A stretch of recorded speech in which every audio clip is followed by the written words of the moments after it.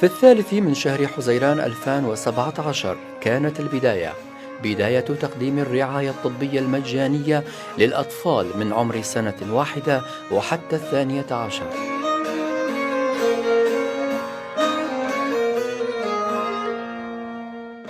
الرحمة، البرنامج الإذاعي الذي يبث عبر أثير إذاعة بوير اف ام وبدعم من أصحاب القلوب الرحيمة والخيرين الذين تحفظوا عن ذكر أسمائهم، بدأت معه آمال عشرات الأطفال الذين كان لهم نصيب من العلاج.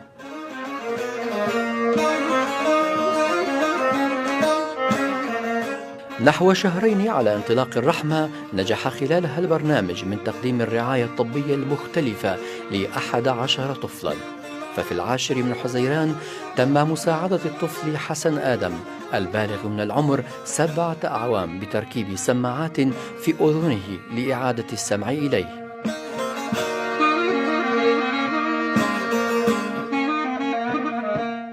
كما خصص البرنامج مبلغ 10,000 ليرة سورية شهريا لمدة عام كامل للطفلة نازك مراد المصابة بمرض التوحد، وذلك لتأمين احتياجاتها الخاصة.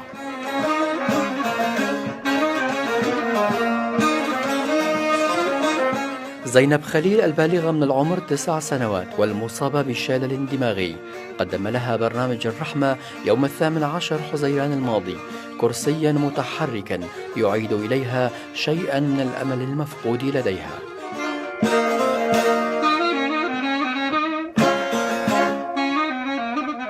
وفي 2 من شهر تموز وبمساعدة الخيرين أجريت عملية جراحية للطفل مراد علي البالغ من العمر 5 أعوام بعدما عجز والده عن تأمين تكاليف العلاج. وتم تركيب سماعات للطفلين آرثر زكريا البالغ من العمر 3 أعوام ومحمد زبير خلف 9 أعوام. وفي 17 من شهر تموز تكفل برنامج الرحمة وبدعم من الخيرين وأصحاب القلوب الرحيمة تكفل بتقديم الأدوية لمدة 3 شهور للطفلة روفند آدم التي تعاني من قصر القامة، وللطفل عبد الحي مطلق المصاب بضمور عقلي. كما تكفل برنامج الرحمة بكامل مصاريف علاج الطفلة ميثرا محمود التي تم تحويلها إلى دمشق لتلقي العلاج المناسب، وتأمين علاج فيزيائي مدة شهر كامل للطفلة سايا زيور، وهي المدة التي تحتاجها للعلاج من الضمور العقلي.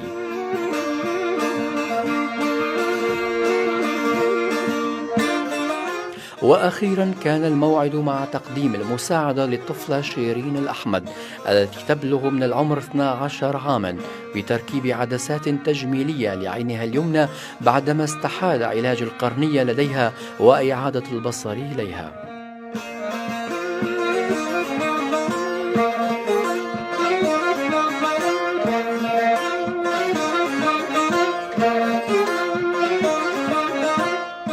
هي ليست نهاية تقديم الدعم الطبي للأطفال المحتاجين، بل هي البداية التي لن تنتهي ما دام هناك قلوب رحيمة لا تزال تخفق لإعادة البسمة لوجوه الأطفال وذويهم.